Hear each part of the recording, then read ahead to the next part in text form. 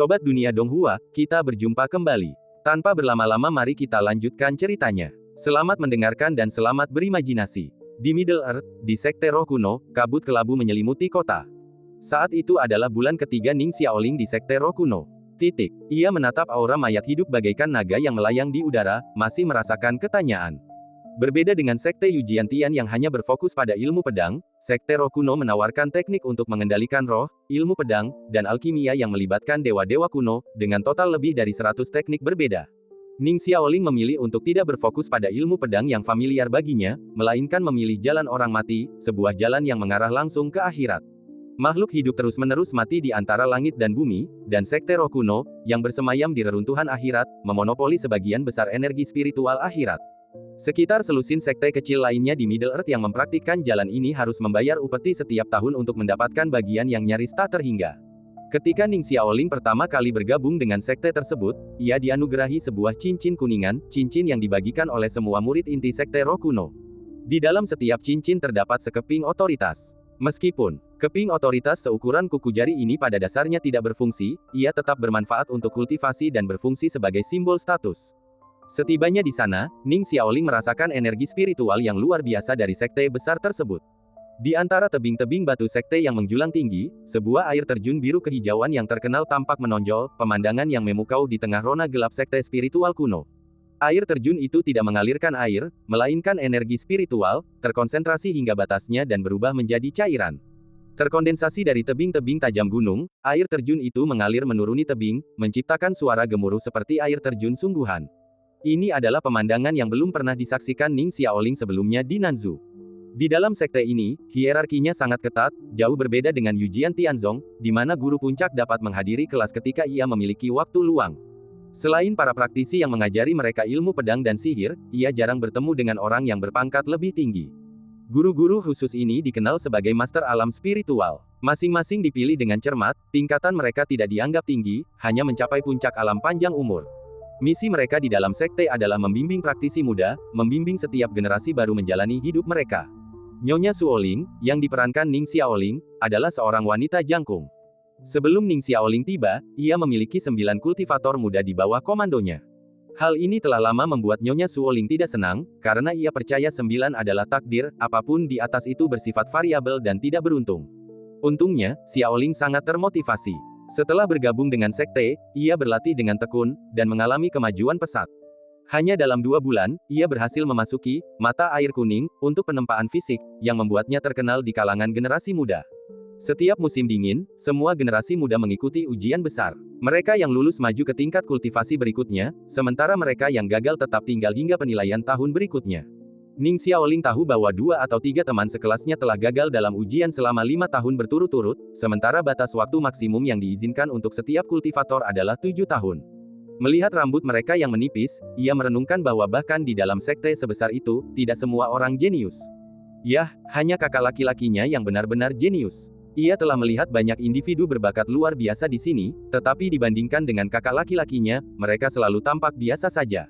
Ia juga pernah mendengar orang-orang bercanda bahwa usia Ning Xiaoling seharusnya diubah menjadi 0 karena ia tidak terlalu peduli dengan apapun selain kultivasi.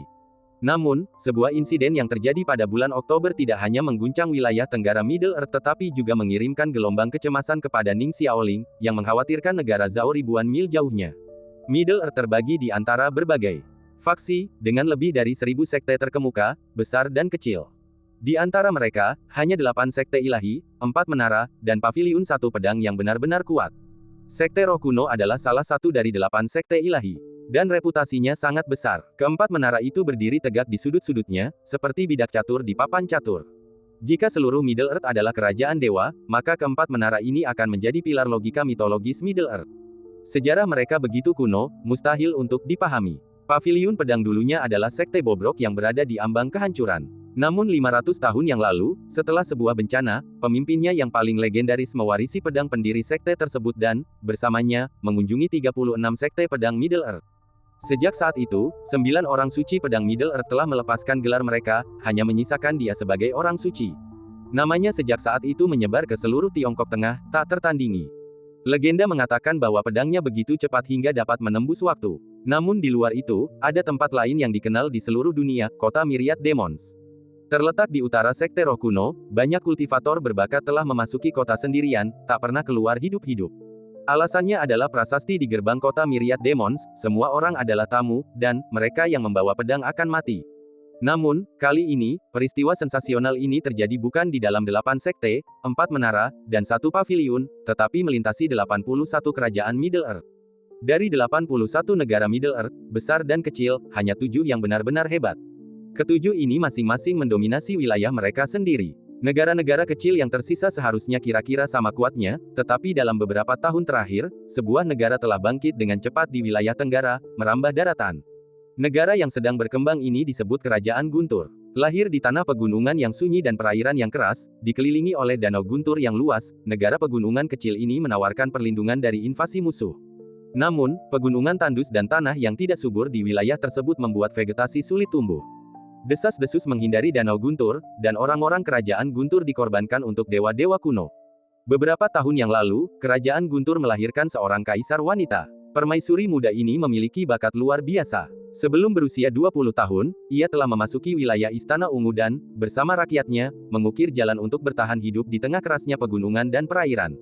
Selama bertahun-tahun, ia berkampanye di mana-mana, mengalahkan pasukan yang lebih besar dengan pasukan yang lebih sedikit, dan akhirnya menaklukkan wilayah beberapa negara kecil di sekitarnya. Permaisuri kerajaan Guntur mengibarkan panji-panji mereka, panji hitam berhiaskan burung guntur. Baru-baru ini, ulang tahun sang permaisuri semakin dekat, dan ia menyelenggarakan perjamuan besar, mengundang hampir setiap sekte terkemuka di sudut tenggara Tiongkok Tengah. Ning Xiaoling, seorang murid terhormat dari Sekte Roh Kuno, bergabung dengan kelompok itu. Kerajaan Guntur menggunakan kolam guntur sebagai paritnya. Dari menara-menara, panji-panji burung guntur berwarna hijau kebiruan berkibar. Dari langit kelabu, kilatan petir tebal sesekali membelah udara bagai pedang, menyinari matanya. Ning Xiaoling awalnya tidak terlalu tertarik dengan perjamuan kenegaraan, tetapi setibanya di sana, ia terkejut mengetahui bahwa itu bukanlah perjamuan kenegaraan atau perayaan ulang tahun yang sebenarnya, melainkan perayaan untuk kenaikan tahta sang permaisuri. Pendakian ke alam Istana Ungu belum pernah terdengar sebelumnya, bahkan untuk sekte terkemuka seperti Sekte Roh Kuno. Di perjamuan itu, Ning Xiaoling bertemu dengan permaisuri. Nama permaisuri adalah Xiyu. Tidak seperti orang-orang garang dari negara petir, permaisuri bertubuh mungil. Saat berbaris di antara pasukan, ia menyerupai anak kucing, kepala tegak, menyusuri jalan setapak yang dipenuhi harimau dan serigala. Ujung rambutnya yang hitam legam samar-samar disinai kilat keemasan, membuatnya bergoyang tanpa suara dan menerangi punggungnya, seolah-olah ia memiliki sayap petir kembar. Sementara yang lain mengagumi bakat luar biasa permaisuri dan janji ketenarannya di seluruh dunia tengah dalam beberapa tahun, Ning Xiaoling hanya mengamatinya, merenungkan bahwa ia tidak secantik saudari Xianger. Xiyu memang cantik, tetapi Ning Xiaoling selalu merasa ada yang kurang pada dirinya. Ia tampak seperti boneka yang lembut dan kuat, tak tergoyahkan. Ning Xiaoling menikmati jamuan makan kenegaraan, sesekali melirik permaisuri yang duduk di puncak, membayangkan kakak laki-lakinya dan suster Xianger bersama, mencari penghiburan. Namun ia juga tahu bahwa gambaran yang ia bayangkan itu mungkin takkan pernah terwujud. Di tengah jamuan, sesuatu yang aneh terjadi. Di luar gerbang kerajaan Guntur, tiba-tiba turun salju. Pedang terbang yang berkilauan dan sebening kristal melintasi danau Guntur sepanjang 1000 mil, melewati 12 kota, membawa badai salju yang dahsyat, dan melayang di luar kota kekaisaran. Seorang gadis muda juga berdiri di atas pedang es dan salju. Ia sama cantiknya, terbungkus mantel bulu tebal, dengan kepingan salju berjatuhan di antara lengan bajunya. Matanya, seolah diasah dari es padat, sebening kristal, berkilauan dengan embun beku yang masih tersisa. Seekor burung bertengger di bahunya. Apakah kau Xiyu? Gadis di atas pedang es dan salju bertanya dengan dingin, menatap permaisuri kerajaan Guntur melewati kerumunan. Xiyu mengangkat kepalanya sedikit, menatap tamu tak diundang yang usianya hampir sama, alisnya perlahan berkerut. Siapa itu? Ada apa? Saat Xiyu bertanya, guntur dan kilat menyambar di langit, menonjolkan alisnya dengan keagungan yang bahkan tidak marah. Gadis di atas pedang salju itu berkata, namaku Sue Yuan, penguasa kota Hansui di Kerajaan Utara. Hari ini aku datang untuk menantangmu. Sambil berbicara, ia dengan santai memainkan burung di bahunya. Ia dan burung salju itu memiliki nama yang sama. Tantangan. Mata Xiyu menyipit. Di seluruh Middle Earth, kecuali kota Wan Yao yang tak bertuan, sekte-sekte yang tersisa memiliki perjanjian yang secara tegas melarang pertempuran pribadi antar kultivator. Bahkan pertempuran yang menentukan pun membutuhkan deklarasi perang yang disepakati bersama. Perjanjian ini mengatur para kultivator. Lagi pula, ribuan tahun yang lalu, di era para dewa kuno, perang dewa yang tiba-tiba dapat menghancurkan sebuah kota atau negara. Sebagai kultivator manusia, kita tentu tidak mampu mengulangi tragedi yang telah ditimbulkan oleh makhluk-makhluk itu. Oleh karena itu, dimanapun sebuah sekte berkembang, sekte tersebut memberlakukan berbagai batasan pada para kultivatornya. Yah, kalau di Roma, lakukanlah seperti orang Romawi. Lagi pula, tempat ini luas. Tidak seperti di rumah di mana kau bisa membunuh orang sesuka hati, kata Sue Yuan dengan tenang. Xiu berkata, bagaimana kalau aku tidak setuju? Sue Yuan berkata, kau tidak punya alasan untuk tidak setuju. Suara guntur dan kilat di langit semakin keras. Ning Xiaoling mengerti bahwa sebagai permaisuri kerajaan guntur yang sombong, ia tidak bisa menoleransi provokasi seperti mendobrak gerbang kota sendirian di depan semua orang. Terlebih lagi, usia dan wilayah kekuasaan mereka persis sama. Bahkan totem mereka pun serupa. Totem bendera kerajaan Guntur Xiu adalah burung guntur, dan jubah Sue Yuan juga dilukis dengan burung suci kerajaan salju. Ini adalah perjamuan kenegaraan Xiu sekaligus perjamuan ulang tahunnya. Hari kenaikan tahta semakin dekat, tetapi surat tantangan tiba di hadapannya. Ia tiba-tiba mengangkat kepalanya dan melihat ke barat, dengan sedikit kesedihan dan kemurungan di wajahnya. Tak seorang pun seusia dan setingkat dunia bisa mengalahkanku, kata Xiu dengan bangga. Sue Yuan bertanya, kenapa? Xiu menjawab, karena ibuku adalah makhluk paling berkuasa di dunia. Aku putrinya, jadi tentu saja aku tak boleh kalah. Sue Yuan tiba-tiba mendengus, ibuku juga makhluk paling berkuasa di dunia. Mata Xiu menyipit, dan listrik mengalir ke atas dari ujung rambutnya, hampir mengubah seluruh rambut hitamnya menjadi keemasan. Kau, ia ragu-ragu. Sue Yuan tertawa, berkata, aku tahu siapa kau, tapi kau tak tahu siapa aku. Kau mengklaim wilayahmu sebagai raja, dan menganggap dirimu sempurna. Tahukah kau betapa menawannya dirimu? Wajah Xiu tampak tenang, tetapi semua orang yang hadir bisa merasakan aura aneh yang terpancar darinya. Guntur dan kilat bergemuruh di langit. Ia terhubung dengan kota ini, dan kota ini, langit ini, mengetahui emosinya. Mustahil, aku putri tunggal ibumu. Xiu tiba-tiba meraung, seperti singa betina yang mengamuk. Pedang itu, menembus tembok kota menembus es dan salju, perlahan-lahan menerobos masuk ke dalam kota. Gadis di atas pedang berkata, cepat atau lambat kita akan bertempur. Daripada menunggu sampai kita kembali ke kerajaan Tuhan, lebih baik putuskan hasilnya sekarang dan selamatkan ibu dari keharusan menyusahkannya beberapa tahun lagi. Benar, saudari. Petik 2. Siapa saudarimu? Kilatan petir, sekuat api abadi, menyambar di antara kerah baju Xiu. Pedang itu mendarat di kota, dan Sue Yuan melangkah turun darinya. Hawa dingin menyebar di tanah, musim dingin datang lebih awal, dan kepingan salju tipis berjatuhan di seluruh kota. Sue Yuan berkata, tidakkah kau mengerti? Dunia ini begitu luas. Bagaimana mungkin orang seperti ibu menaruh semua taruhannya di meja judi? Xiu mulai mempercayainya, tetapi kengerian dan kedengkian yang tersembunyi di balik kebenaran itu membuatnya takut. Ia bertanya, mengapa kau tahu ini? Ini rahasia, kata Sue Yuan tenang. Itu adalah rahasia yang harus dirahasiakan. Xiu bertanya, jika, seperti katamu, kita berdua putri ibu, lalu apa alasan kita bertengkar? Sue Yuan menjawab, ada 3 bidak catur, tapi hanya 1 petak. Xiu bertanya, 3. Sue Yuan mengangguk. Yang terakhir ada di Nanzu. Aku akan mencarinya setelah aku membunuhmu. Percakapan ini membuat semua orang yang hadir bingung. Meskipun perjamuan permaisuri megah, ia masih muda, dan hanya sedikit pemimpin sejati dari sekte-sekte besar yang hadir. Mereka yang hadir tidak menyadari percakapan antara kedua wanita muda ini, dan implikasi di baliknya, sebuah sosok yang hampir sangat penting. Namun, Ning Xiaoling merasa ia memahami sesuatu. Burung petir, Sue Yuan. Nanzu, Phoenix api, saudari Xianger, gumam Ning Xiaoling ragu-ragu. Ketika ia melihat mereka lagi, kecurigaan yang mengerikan muncul dalam dirinya, dan ekspresinya berubah. Rekan-rekan murid di dekatnya belum pernah melihat adik perempuan junior yang dingin dan cantik ini tampak begitu terkejut. Penasaran, mereka bertanya, tetapi tidak mendapat jawaban. Mereka hanya menyaksikan matanya berkedip-kedip, kecemasannya mereda, seolah-olah ia akan pergi kapan saja. Guntur bergemuruh tanpa henti dari langit. Xiu menatapnya tajam, hatinya bergejolak, namun wajahnya tetap diam. Kebangkitannya di negara Guntur selama bertahun-tahun terasa begitu ajaib. Menghunus pedang petir biru, ia telah mengukir jalan yang tak tersentuh oleh siapapun, berbahaya dan tak pernah gagal, namun ia tetap tangguh. Ia percaya ini adalah ujian dan pelatihan dari ibunya. Namun kini, seorang perempuan muda lain berdiri di hadapannya, seperti saudara perempuannya. Jadi, pihak mana yang akan di pihak ibunya kali ini? Guntur perlahan mereda. Maaf mengganggu kalian semua, kata Xiu, pikirannya perlahan memudar. Ia membungkuk meminta maaf kepada para tamu, saya rasa kita harus bubar hari ini. Sue Yuan tersenyum. Yang mulia, deklarasi perang yang provokatif ini melanggar aturan dan harus diabaikan.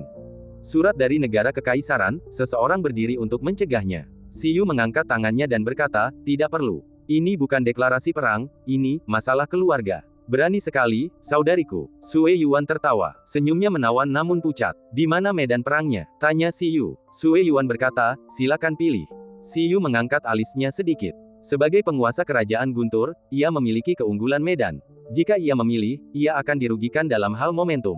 Jika Anda mau, Anda bisa pergi ke kerajaan salju dan bertarung di sana, kata Si Yu dengan tenang. Senyum Sue Yuan melebar. Mengapa tidak di sini dan sekarang? Sesuka Anda, jawab Si Yu. Ning Xiaoling berdiri di gerbang kota dan menoleh.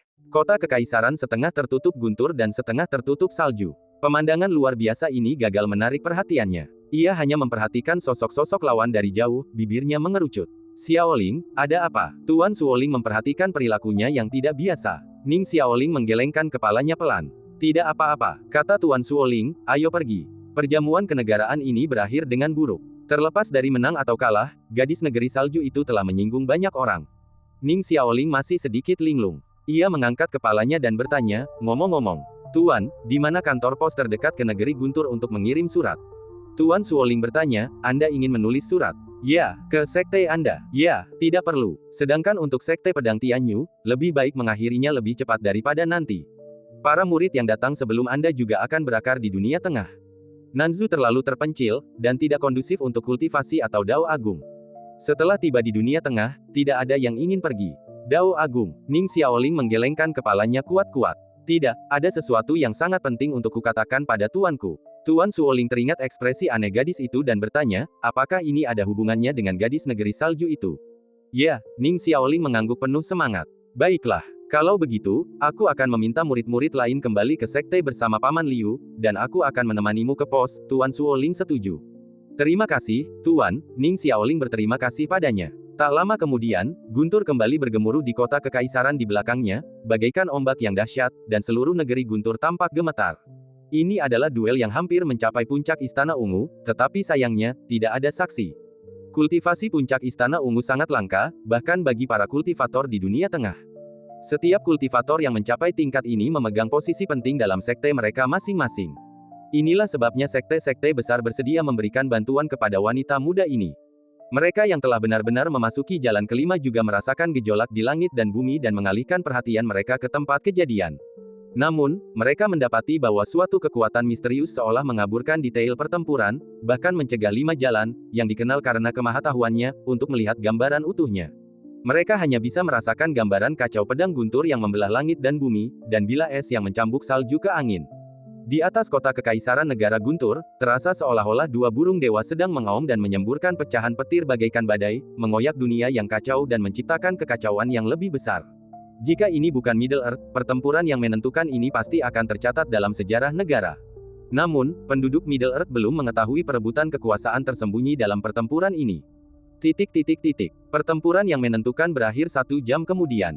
Petir negara Guntur berhenti meraung. Petir di separuh kota tenggelam oleh salju di separuh kota lainnya. Kepingan salju beterbangan, menumpuk di tembok kota, di atap, dan di jalanan, seperti rambut putih seorang wanita cantik. Si Yu menatap pedang salju yang menembus dadanya, setiap kata terucap dengan susah payah.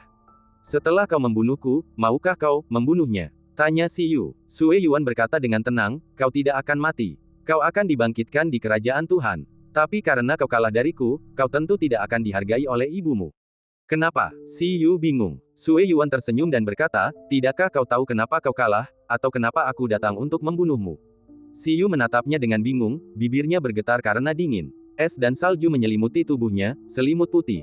Sue Yuan menatapnya, menepis salju dari bahunya. Kesedihan yang tak terucapkan memenuhi kata-kata wanita muda itu, adikku tersayang, sebenarnya, kita semua menyedihkan. Kita dilahirkan untuk menjadi lawan bagi orang lain. Bisakah kau menerima ini? Bisakah kau? Aku tidak bisa menerima ini. Aku ingin tahu siapa gadis kecil itu, dan mengapa dia meminta ibu untuk memberinya vena Phoenix api, yang paling mirip dengan burung vermilion. Ibu, dia. Si Yu tak ingin mati dalam kebingungan. Sue Yuan tahu apa yang akan ditanyakannya. Ia tersenyum, kau pikir kau telah diberi takdir. Oh, kita telah menanggung begitu banyak kesulitan, hanya untuk menjadi batu asa orang lain. Semua ini tak akan bisa diubah setelah kita kembali ke kerajaan ilahi. Untungnya, aku telah menerima rahasia ilahi. Aku ingin menunjukkan kepada ibu siapa sebenarnya putri terbaiknya. Tawa Sue Yuan semakin keras, dan salju serta angin seakan menyembur dari mulutnya. Ia melanjutkan, seharusnya aku langsung pergi ke Nanzu untuk menemuinya, tetapi perjalanannya panjang, jadi aku datang menemuimu dulu. Siyu batuk darah, tak mampu lagi memikirkan pertanyaan-pertanyaan membosankan seperti itu. Yang paling bisa ia rasakan saat ini adalah kekuatan lawannya. Ia jelas berpikir bahwa ia tak terkalahkan di alam yang sama, tetapi entah kenapa, ia tak tertandingi oleh gadis ini. Kenapa kau begitu kuat? Inilah yang paling ingin ia ketahui. Sue Yuan tidak menjawab, ia hanya tersenyum. Siyu tidak tahu apakah itu ilusi, ia justru melihat air mata mengalir dari sudut mata Sue Yuan. Kemudian, ia melihat seekor kucing putih lincah berlari melintasi salju, mata biru gelapnya menatapnya, dan tidak ada jejak kaki anak kucing itu di salju. Siyu tahu bahwa ini bukan ilusi. Sebelum ajal menjemput, lautan kesadaran gadis itu berputar cepat. Ia tiba-tiba terbangun seperti seberkas cahaya terakhir, menatap Sue Yuan, muntah darah, dan gemetar, kau mengkhianati ibumu. Ini Bai. Ia takkan pernah bisa mengucapkan kata-kata terakhirnya. Angin dan salju menutupi matanya. Aduh. Sue Yuan menghela napas perlahan, ia menatap kucing putih di belakangnya dan berkata, kenapa kau keluar? Aku masih ingin mengobrol dengan adikku sebentar. Ia memandangi tubuh gadis itu yang terkapar di salju dan mencabut sehelai bulu berwarna ungu dingin dari sela-sela alisnya. Ia berkata dengan lembut, saat kita bertemu lagi di kerajaan ilahi tahun depan, aku ragu kau akan mengingatku. Tapi jangan takut, aku akan memperlakukanmu dengan baik nanti. Namun kini, ia harus menunjukkan kekuatannya kepada ibunya. Inilah satu-satunya cara untuk lolos dari takdirnya.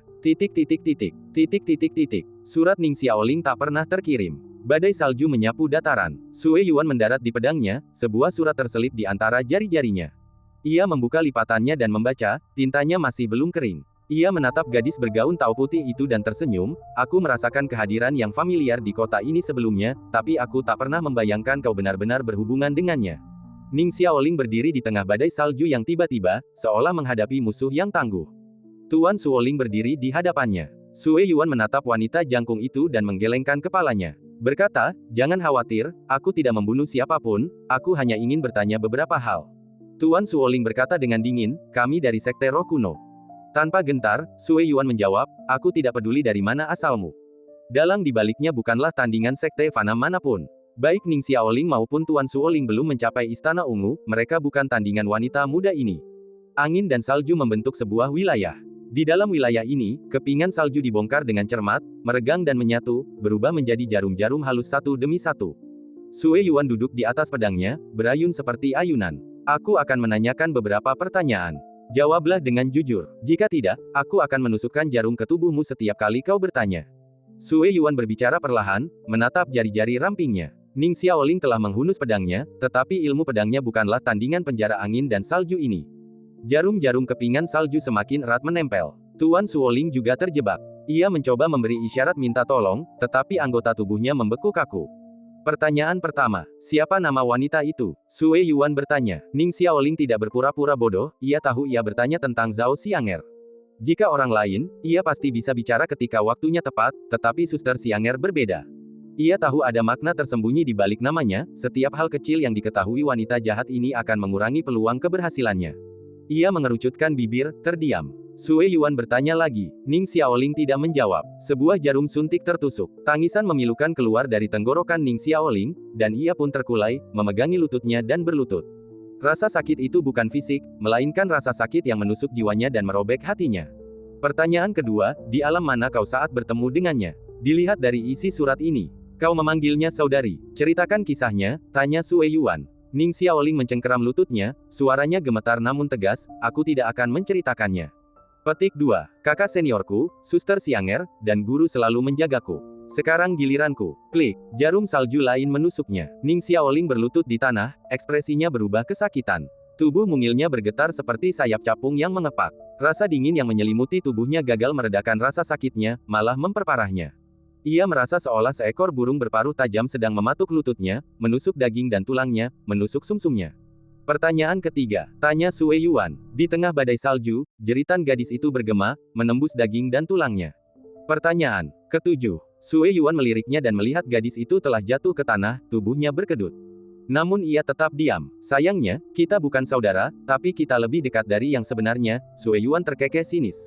Namun ia tidak merasa kasihan. Lagi pula, ia telah membunuh saudara perempuannya sendiri, jadi tak apa-apa jika ia menyiksa orang asing yang berani membocorkan informasi itu kepadanya sampai mati. Pertanyaan ketujuh. Sue Yuan bahkan tak repot-repot mengajukan pertanyaan. Ia mengangkat tangannya dan menusukkan jarum salju itu lagi. Namun jarum itu berhenti di depan gadis itu. Waktu seakan membeku. Ekspresi Sue Yuan bergetar. Dalam sekejap, dunia angin dan salju tercabik-cabik. Sebilah pedang hitam pekat menembus salju, menancap di dahinya. Kecepatan pedang itu tak terlukiskan. Pedang itu seakan meluncur melintasi ruang waktu, mencapainya dalam sekejap mata. Sue Yuan, yang berada di puncak alam istana ungu dan yang paling tak terkalahkan, merasakan keputusasaan. Siapakah orang ini? Bagaimana mungkin seorang guru dari Sekte Roh Kuno tiba di saat seperti ini? Saat kematian mendekat, suara meong kucing bergema. Sebuah retakan muncul di dunia waktu, dan kucing putih itu, yang mencengkeram leher Sue Yuan, melesat pergi. Setetes darah mengalir dari dahinya. Seandainya ia terlambat beberapa saat, ia mungkin telah terbunuh di sana. Tentu saja, ia tidak akan mati, tetapi itu akan sangat merepotkan. Kucing putih itu membawanya pergi dengan mulutnya. Di ujung pandangannya, ia melihat sehelai rambut perak beterbangan. Tuan Ling berlutut di tanah, menatap wanita berjubah hitam berambut perak di hadapannya, dan berkata dengan hormat, "Bolehkah saya bertanya nama Anda, Dermawan?" "Sekte Ling kuno kami akan." Wanita itu mengangkat tangannya, menyela. Ia berbalik, wajahnya tertutup topeng rubah kayu yang dicat. Kekaguman memenuhi matanya saat ia menatap gadis yang berkedut di tanah.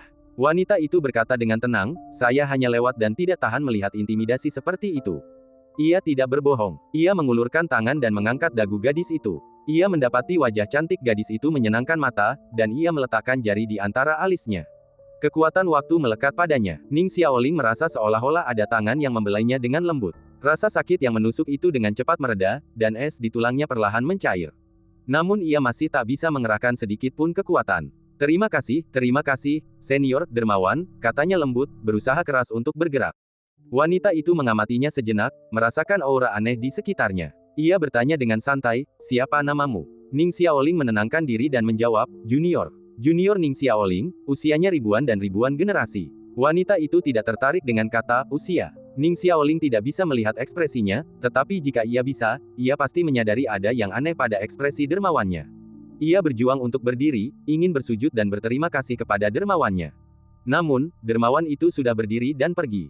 Sebelum pergi, ia seperti membisikkan sesuatu yang aneh. "Ning lagi, dan Junior lagi. Aduh, sepertinya aku menyelamatkan gadis nakal."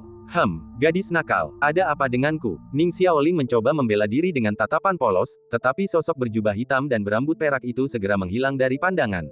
Ning Xiaoling berjuang untuk berdiri.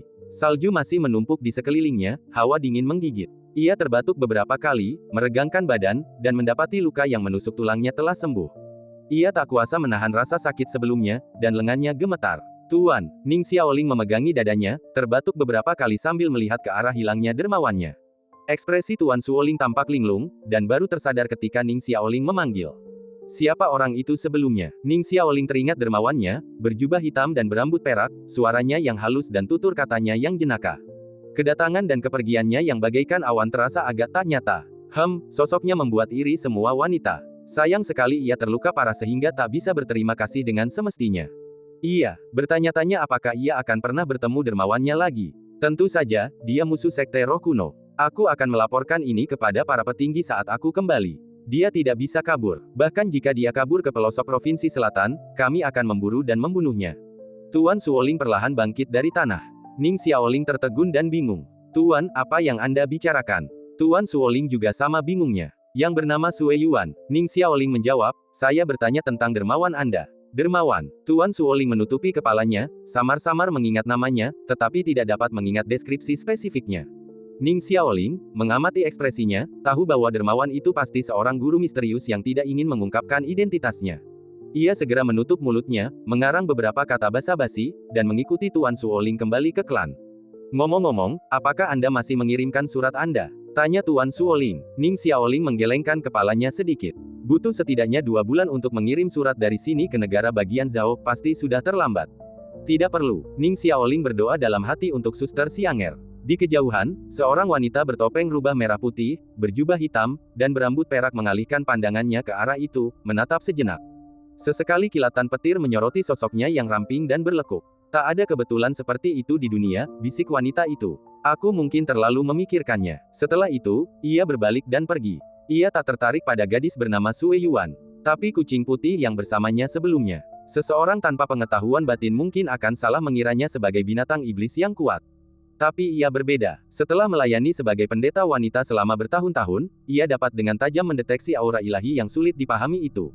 Aura ilahi itu, matanya tiba-tiba menyipit, dan gelombang pikirannya berubah menjadi energi spiritual yang nyata, membuat pakaiannya berterbangan liar. Jika ia tidak salah, aura ilahi itu milik dewa kuno yang pernah dipenjara. Ia kini telah memulihkan wilayahnya ke tingkat kelima, dan siapapun yang bisa menyelamatkan seseorang di bawah kendalinya tak mungkin berada di tingkat yang lebih rendah. Dan siapa yang telah melepaskan dewa kuno itu? Jawabannya mengerikan, tetapi itulah satu-satunya jawaban yang mungkin, Bai Zhang. Kemudian, ia menyadari sesuatu yang bahkan lebih mengerikan. Bagi seseorang seperti Bai Zhang, melenyapkan seseorang seperti mantan permaisuri negara guntur semudah menghancurkan semut. Jadi mengapa ia bersusah payah melepaskan dewa kuno yang tersegel, dan membiarkan gadis dari negara salju ini ikut bersamanya? Kucing putih ini bukanlah proyeksi, bahkan bukan utusan ilahi dari kerajaan ilahi. Satu-satunya penjelasan Bai Zhang untuk ini adalah ia ingin dengan mudah menjauhkan diri dari masalah ini. Satu-satunya orang yang dapat membuat seorang penguasa kerajaan ilahi bertindak begitu jauh adalah penguasa kerajaan ilahi lainnya. Ia tahu betul bahwa hukum standar yang melarang pertikaian antar penguasa tercantum dalam hukum surgawi yang disusun oleh 12 negara. Dengan kata lain, lawan Bai Zhang adalah penguasa lain, jadi bahkan ia tidak bisa campur tangan secara langsung. Sparrow, Dewa Suzaku, keterkejutan wanita itu semakin dalam. 7 atau 8 tahun telah memisahkan Bai Zhang Nian dan Suzaku Nian. Konflik apa yang mungkin terjadi di antara kedua wanita ini? Dunia ini semakin aneh. Mata dingin wanita itu berbinar samar. Nanzu, apakah itu ada hubungannya denganmu? Ia terdiam sejenak, ragu-ragu, lalu berbalik dengan lembut, berkata dengan acuh tak acuh, lupakan saja. Aku lebih baik mati. Ning Changjiu berdiri di dekat jendela, memperhatikan sinar cahaya yang tak terhitung jumlahnya mengalir masuk, ekspresinya semakin tenang. Zhao Xianger bangkit dari bayangannya dan dengan lembut mengangkat tangannya untuk melindungi matanya dari cahaya. Cahaya pagi menyinari pergelangan tangannya yang putih bagai salju. Aku akan benar-benar dipermalukan hari ini karenamu, Zhao Xianger tersenyum tipis. Ning Changjiu berbalik dengan bingung, kenapa? Zhao Xianger berkata, di kaki gunung, aku menulis surat kepada pelayanku, memintanya untuk mengumumkan pernikahanku kepada dunia hari ini. Aku sempat berubah pikiran tadi malam, tapi sekarang tidak. Ning Changjiu tersenyum dan bertanya, apa yang memalukan dari ini? Zhao Xianger berjalan ke lemari, membolak-balik rok yang terlipat rapi, dan bergumam, ini sungguh memalukan. Ning Changjiu berbalik. Cahaya jatuh pada gaun putih gadis itu, membuatnya hampir transparan, dan tubuh putih mulusnya berkilauan dengan warna giok yang hangat. Ia memilih rok-rok itu dan mencobanya. Yang mana yang terlihat bagus? Zhao Xianger berbalik. Tekstur dan pengerjaan rok-rok itu sangat bagus, warnanya cerah dan elegan, dan sulamannya bahkan lebih rumit, seperti dedaunan yang tertiup angin danau, berkelompok dalam berbagai gaya yang indah. Tubuh ramping Zhao Xianger bergoyang tertiup cahaya. Ning Changjiu memperhatikannya keluar masuk layar, mencoba pakaian dan rok satu persatu, tampak sedikit cemas. Xianger benar-benar punya keluarga besar dan kekayaan yang melimpah, puji Ning Changjiu. Zhao Xianger berkata, jadi, mana yang paling cantik? Sudahkah kau memilihnya? Ning Changjiu merenung, pakaian menjadi lebih indah karena orang-orangnya, dan orang-orang menjadi lebih cantik karena pakaian.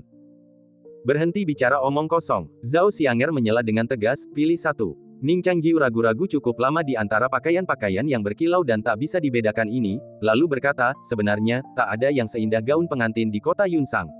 Gaun pengantin. Zhao Xianger teringat punggung ibunya yang cerah dan indah, dan sedikit termenung. Baiklah, mari kita pilih yang itu. Zhao Xianger berkata, semoga belum dibeli orang lain. Ning Changjiu berkata, gaun pengantin Phoenix Api itu sangat cocok untuk Xianger, tentu saja gaun itu menunggumu. Zhao Xianger sedikit mengernyit, lukisan di gaun pengantin itu bukan Phoenix Api, tapi burung vermilion. Kalau kau tidak tahu ini, aku khawatir kau bahkan tidak bisa membedakan bebek dari angsa. Ning Changjiu juga bingung, burung pipit api jelas memiliki 9 bulu ekor. Kalau bukan burung Phoenix, apa itu? Zhao Xianger menatap matanya, senyum di wajahnya perlahan memudar, dan dia berkata dengan suara dingin, kau, melihat burung Phoenix Api. Sekarang bukan tahun Suzaku. Sekalipun ibuku adalah pendeta kerajaan Suzaku, atau bahkan Dewa Suzaku sendiri, setelah kerajaan ditutup, dia tidak bisa melihat apa yang sedang kualami sekarang. Zhao Xianger berkata perlahan, lalu bagaimana dia mengendalikan takdirku? Mereka mengenakan pakaian pria heroik dan berjalan di jalan yang dipagari pohon willow yang layu. Angin musim gugur yang sejuk mengikis danau Qifeng.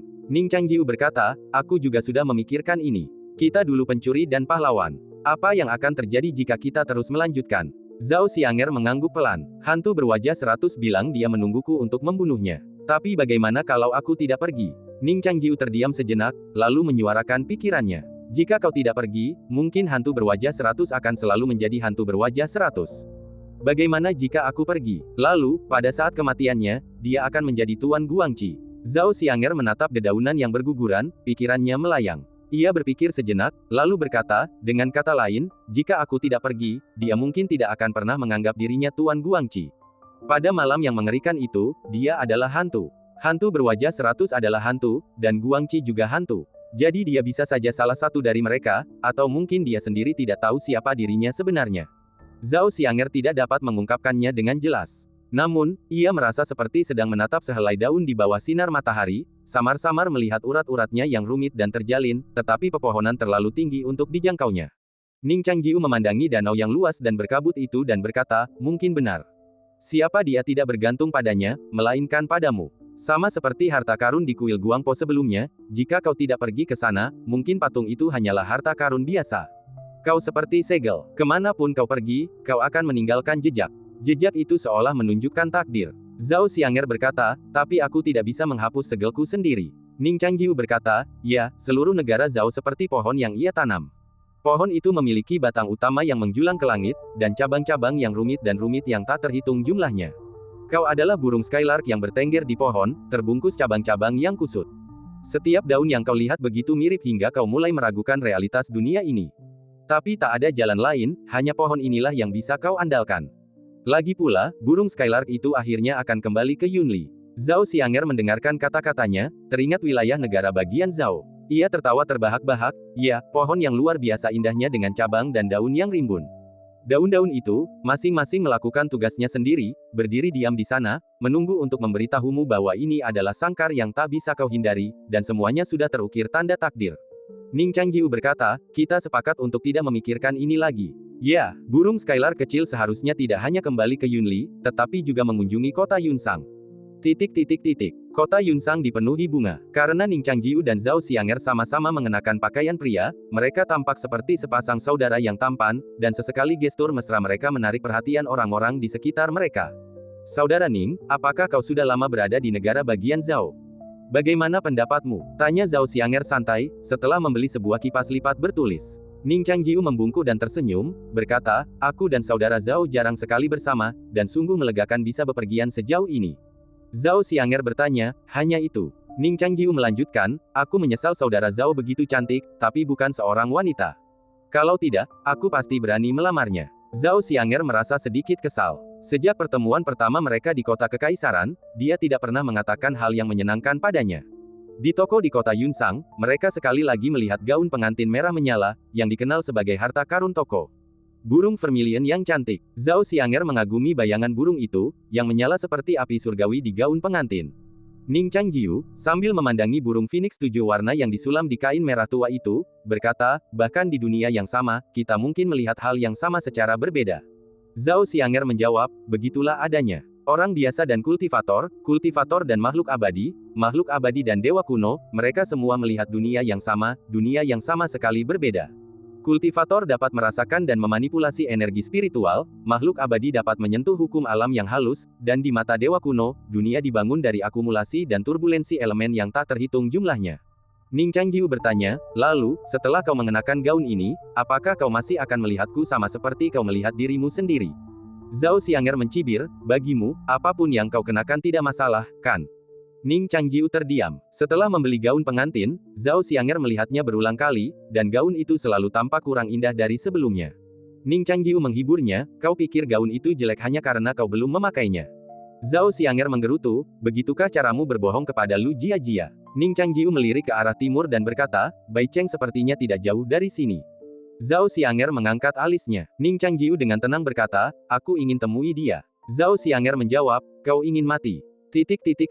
Dan keduanya berangkat menuju Bai Cheng. Zhao Xianger berkata dengan dingin, kau mengajakku bertemu kekasihmu sebelum pesta pernikahan. Jika kau tidak begitu cantik, aku pasti sudah mengusirmu sejak lama. Ning Changjiu berkata, aku salah. Zhao Xianger berkata, kupikir kalian pikir memiliki 3 istri dan 4 selir itu normal.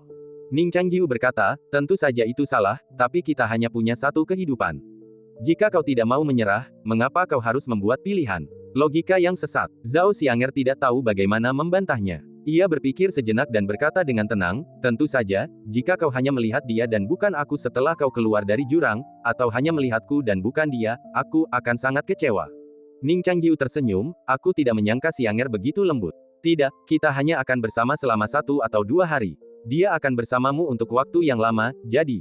Wajah Zhao Xianger kembali dingin. Meskipun begitu, jangan harap aku akan bersikap baik padanya saat kita bertemu nanti. Kota putih tampak menjulang. Bendera-bendera bertuliskan, Jin, di tembok kota masih berkibar. Hari itu, kembang api dinyalakan di kota kekaisaran sebagai peringatan. Mereka hendak mengganti bendera, tetapi dihentikan oleh seorang pendekar pedang wanita berjubah putih. Ia menyuruh mereka menunggu. Para prajurit awalnya khawatir, tetapi seperti yang diduga, tidak ada reaksi lebih lanjut dari kota kekaisaran. Negara Zhao tetap makmur. Hari ini, permaisuri akhirnya tiba di kota. Bagaimana kau akan menemukannya? Tanya Zhao Xianger. Baicheng mungkin kota kecil, tetapi memiliki ribuan rumah tangga. Seberapa sulitkah menemukan satu orang saja? Ning Changjiu berkata, aku punya caranya. Saat ia berbicara, istana ungu di dalam dirinya terbuka, dan seekor gagak emas terbang keluar dari antara alisnya, berkobar dengan cahaya keemasan, mendarat di ujung jarinya. Ia bisa menemukan Jia-Jia, tanya Ning Changjiu. Kenapa? Zhao Xianger bingung. Ning Changjiu merenungkan usaha keras yang telah ia lakukan untuk menempa pedang Jia-Jia, dan bagaimana hubungan halus telah terjalin antara gagak emas dan bilah pedangnya. Tentu saja, ia tidak akan memberitahu Zhao Xianger tentang hal ini. Mereka mengikuti jejak gagak emas hingga akhirnya tiba di sebuah kedai teh. Lu Jia-Jia, mengenakan pakaian pria, duduk di dekat jendela kedai, memperhatikan mereka dengan senyum lebar. Ia satu-satunya yang ada di meja. Seseorang sebelumnya mempertimbangkan ketampanan pemuda itu dan ingin bergabung dengan mereka, tetapi ia hanya mengatakan bahwa ia memiliki tamu dan telah memesan 2 cangkir teh tambahan.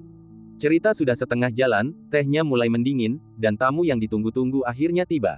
Begitu mereka tiba, pidato pendongeng menjadi agak lambat. Pemuda di dekat jendela itu sudah tampan dan tak tertandingi, dan 2 orang yang datang sekarang juga tampan dan memiliki temperamen yang sangat baik. Ini yang dikatakan buku-buku tentang orang yang elegan dan berkelas, bukan? Bagaimana mungkin ketiganya memiliki segalanya? Ning Changjiu dan Zhao Xianger duduk dengan wajar, satu di sebelah kiri dan satu di sebelah kanan, di samping Lu Jia-Jia. Lu Jia-Jia memutar matanya ke arah Ning Changjiu, mengabaikannya, dan menatap Zhao Xianger. Zhao Xianger menatapnya dengan wajah dingin. Keduanya saling menatap sejenak, tetapi Zhao Xianger menurunkan pandangannya terlebih dahulu. Ia mengulurkan jari-jarinya dan menyentuh cangkir porselen dengan lembut, menyeka suhu teh, dan dengan anggun mengangkat teko. Ia berkata dengan suara yang sangat lembut, Tuan muda, tehnya dingin. Saya akan mengganti cangkir untuk Anda, saudaraku. Sambil berbicara, gadis itu mengambil cangkir porselen, menuangkan setengah cangkir teh baru, memegang cangkir dengan satu tangan dan dengan lembut menopang dasar cangkir dengan tangan lainnya, lalu meletakkannya di depan Lu Jia-Jia. Senyum tersungging di wajah Lu Jia-Jia yang dingin, seolah sebagian besar amarahnya telah mereda. Ia berkata, Tuan muda ini sungguh bijaksana. Ekspresi cemberut Zhao Xianger tampak pasrah. Sudah lama sejak terakhir kali kita bertemu. Aku merindukanmu, saudaraku, katanya. Lu Jia-Jia menjawab, kau tidak repot-repot datang berkunjung akhir-akhir ini. Aku akan menghukum diriku sendiri dengan segelas teh dingin, kata Zhao Xianger, mengambil teh dingin di sampingnya dan meneguknya sambil terkekeh. Setelah itu, wanita muda itu mengerucutkan bibirnya yang basah dan bertanya, apakah Anda menunggu kami? Lu Jia-Jia tidak menjawab. Ia dengan santai membuka kipas lipat yang ada di telapak tangannya. Tulisan, menunggu di dekat pohon untuk menunggu kelinci, terukir di permukaan putihnya. Kebetulan sekali, kata Zhao Xianger, tanpa ekspresi. Dengan jentikan ibu jarinya, kipas itu terbuka, memperlihatkan tulisan, mengukir perahu untuk menemukan pedang. Lu Jia-Jia dan Zhao Xianger saling tersenyum, seolah memiliki ikatan yang erat. Namun, Ning Changjiu tidak ikut. Ia mendengarkan pendongeng menceritakan kisah para pahlawan burung pipit hitam dan menyesap tehnya, hanya untuk menyadari bahwa tehnya sangat dingin hari ini. Lu Jia-Jia dan Zhao Xianger mengobrol dengan ramah. Kisah para pahlawan dari pendongeng sungguh menarik. Aku penasaran seperti apa orang-orang pahlawan burung pipit hitam itu. Jika aku bisa bertemu mereka secara kebetulan, aku akan cukup beruntung untuk memiliki kesempatan itu, kata Lu Jia-Jia. Zhao Xianger berkata, kurasa mereka hanyalah orang-orang yang mencari ketenaran dan reputasi. Tidak apa-apa mendengarkan cerita mereka, tetapi bertemu langsung dengan mereka akan selalu mengecewakan. Lu Jia-Jia berkata, Tuan muda Zhao ada benarnya. Kakak, kau terlalu baik, kata Zhao Xianger. Ning Changjiu menggosok telinganya dan mendesah. Akhirnya, cerita di kedai teh berakhir. Setelah minum sebentar, mereka bertiga turun bersama. Kau masih ingat untuk datang kepadaku. Kupikir kau begitu bahagia sampai-sampai tak ingin pergi. Lu Jiajia kemudian menatap Ning Changjiu. Sebelum Ning Changjiu sempat berkata apa-apa, Zhao Xianger berbicara lebih dulu. Ia menatap dada Lu Jiajia dan berkata sambil tersenyum, "Kakak, kau memiliki kecantikan tersembunyi yang begitu memikat, bahkan aku pun terpesona." Sambil berbicara, Zhao Xianger mendesah pelan dan menjatuhkan bungkusan gaun pengantinnya. Gadis itu perlahan membungkuk untuk mengambilnya, menunggu Lu Jiajia bertanya apa isinya. Lu Jiajia mengabaikannya dan hanya tersenyum, "Kakak Xianger telah tumbuh menjadi gadis yang begitu cantik sekarang, sampai-sampai aku hampir tidak mengenalinya." Zhao Xianger mengambil bungkusan itu dan melemparkannya kepada Ning Changjiu. Dia juga berkata, "Karena kita sudah saling mencintai, kenapa kita tidak menikah saja?" Ning Changjiu tak tahan lagi mendengarkan dan mengganti topik, menyela, "Ada paviliun kecil di depan. Kita duduk dulu di sana." "Tidak," kata Zhao Xianger dan Lu Jiajia serempak. Lu Jiajia berkata, "Pemandangan akhir musim gugur ini sungguh sunyi dan tak terlukiskan. Apa istimewanya?" Zhao Xianger mendesah, "Ya, tapi aku ingin tahu apakah aku akan punya kesempatan untuk menikmati bunga-bunga bersama saudari Lu musim semi mendatang." Lu Jiajia mengetuk-ngetuk kipas lipatnya dan berkata, "Tidak apa-apa. Kalau kita dekat, kita bisa duduk bersama dan menikmati bunga-bunga. Kalau kita jauh, kita bisa memandangi bulan bersama." Zhao Xianger juga mengetuk-ngetuk kipasnya dan berkata, "Saudari, kau baik sekali. Aku ingin tahu apakah kau siap menikah."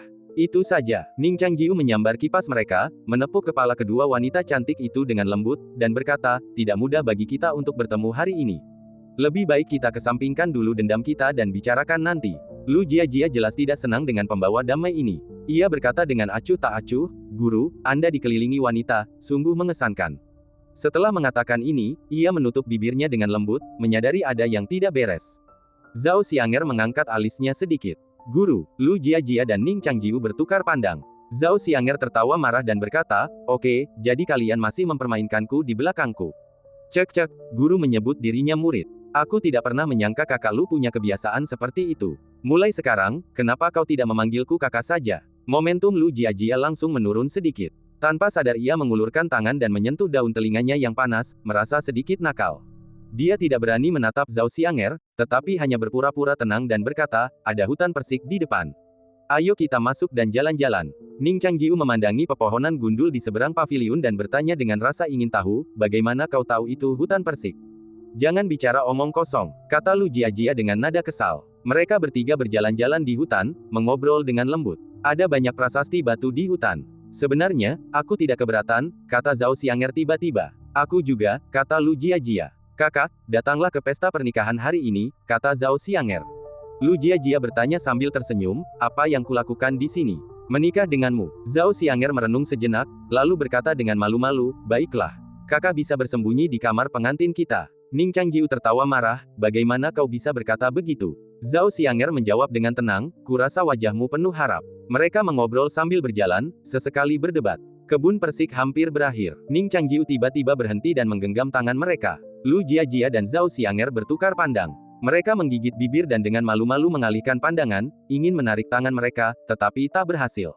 Ning Changjiu membawa mereka kembali ke kebun, sambil berkata, "Kita berdua berpakaian seperti laki-laki hari ini.